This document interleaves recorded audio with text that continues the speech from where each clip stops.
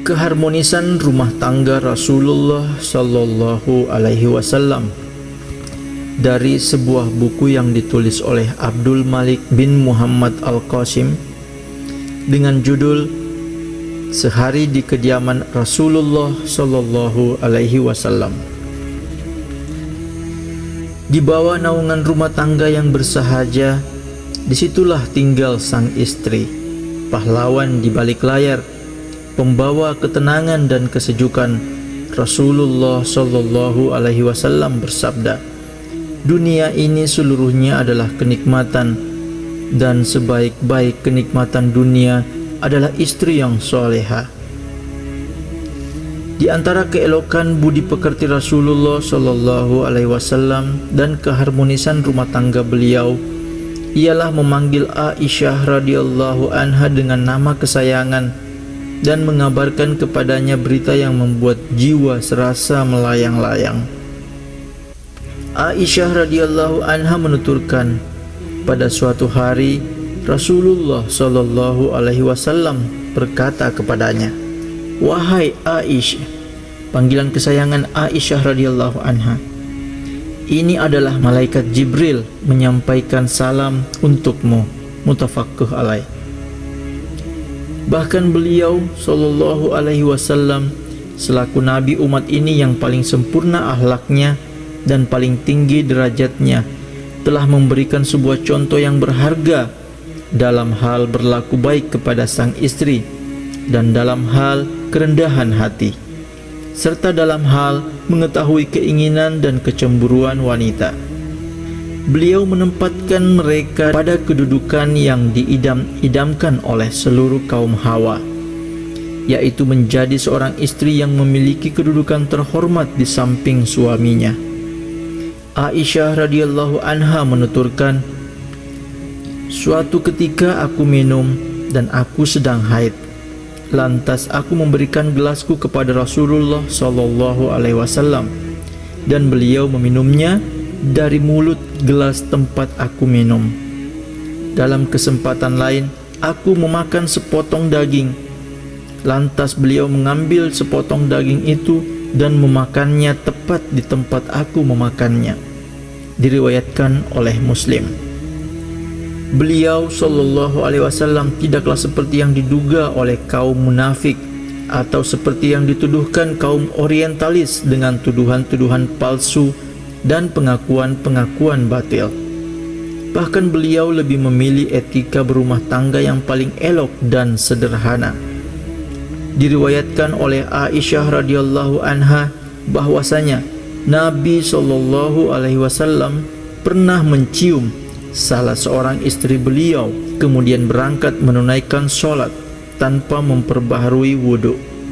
Diriwayatkan oleh Abu Daud dan At-Tirmizi.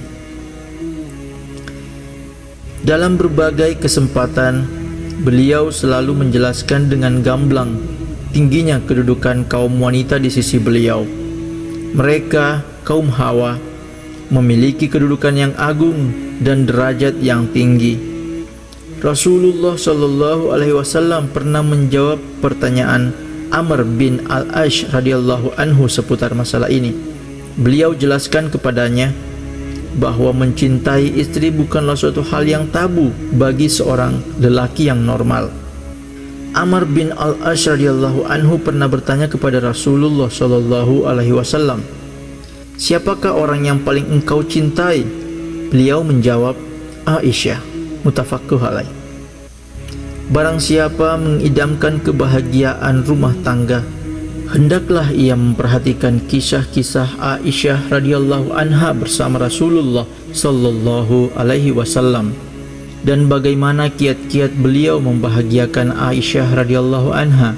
Dari Aisyah radhiyallahu anha, ia berkata, "Saya pernah mandi berdua bersama Rasulullah Sallallahu Alaihi Wasallam dari satu bejana." Diriwayatkan oleh Al-Bukhari. Rasulullah Sallallahu Alaihi Wasallam tidak melewatkan kesempatan sedikit pun kecuali beliau manfaatkan untuk membahagiakan dan menyenangkan istri melalui hal-hal yang dibolehkan. Aisyah radhiyallahu anha mengisahkan, Pada suatu ketika, aku ikut bersama Rasulullah Shallallahu Alaihi Wasallam dalam sebuah lawatan. Pada waktu itu, aku masih seorang gadis yang ramping. Beliau memerintahkan rombongan agar bergerak terlebih dahulu. Mereka pun berangkat mendahului kami. Kemudian beliau berkata kepadaku, "Kemarilah, sekarang kita berlomba lari." Aku pun meladeninya, dan akhirnya aku dapat mengungguli beliau. Beliau hanya diam saja atas keunggulanku tadi. Hingga pada kesempatan lain, ketika aku sudah agak gemuk, aku ikut bersama beliau dalam sebuah lawatan. Beliau memerintahkan rombongan agar bergerak terlebih dahulu. Kemudian beliau menantangku berlomba kembali, dan akhirnya beliau mengungguliku. Beliau tertawa seraya berkata, "Inilah penebus kekalahan yang lalu." Diriwayatkan oleh Ahmad. Sungguh merupakan sebuah bentuk permainan yang sangat lembut dan sebuah perhatian yang sangat besar. Beliau memerintahkan rombongan untuk berangkat terlebih dahulu agar beliau dapat menghibur hati sang istri dengan mengajaknya berlomba lari. Kemudian beliau memadukan permainan yang lalu dengan yang baru. Beliau berkata, "Inilah penebus kekalahan yang lalu." Mereka yang sering bepergian melanglang buana serta memperhatikan keadaan orang-orang yang terpandang pada tiap-tiap kaum pasti akan takjub terhadap perbuatan Rasulullah Shallallahu Alaihi Wasallam. Beliau adalah seorang nabi yang mulia, pemimpin yang selalu berjaya, keturunan terhormat suku Quraisy dan Bani Hashim. Pada saat kejayaan, beliau kembali dari sebuah peperangan dengan membawa kemenangan bersama rombongan pasukan besar. Meskipun demikian, beliau tetap seorang yang penuh kasih sayang dan rendah hati terhadap istri-istri beliau, para ummahatul mukminin. Kedudukan beliau sebagai pemimpin pasukan, perjalanan panjang yang ditempuh, serta kemenangan demi kemenangan yang diraih di medan pertempuran tidak membuat beliau lupa bahwa beliau didampingi para istri, kaum Hawa yang lemah, yang sangat membutuhkan sentuhan lembut dan bisikan manja agar dapat menghapus beban berat perjalanan yang sangat meletihkan. Diriwayatkan oleh Al-Bukhari bahwa ketika Rasulullah Shallallahu Alaihi Wasallam kembali dari peperangan Khaybar, beliau menikahi Sofiyah binti Huyai radhiyallahu anha. Beliau mengulurkan tirai di dekat unta yang akan ditunggangi untuk melindungi Sofiyah radhiyallahu anha dari pandangan orang. Kemudian beliau duduk bertumpu pada lutut di sisi unta tersebut.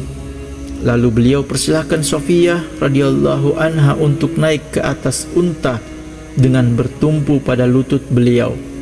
Pemandangan seperti ini memberikan kesan begitu mendalam yang menunjukkan sikap tawadu beliau, Rasulullah Shallallahu Alaihi Wasallam, selaku pemimpin yang berjaya dan seorang nabi yang diutus memberikan teladan kepada umatnya bahwa bersikap tawadu kepada istri, mempersilahkan lutut beliau sebagai tumpuan, membantu pekerjaan rumah, membahagiakan istri, sama sekali tidak mengurangi derajat dan kedudukan beliau.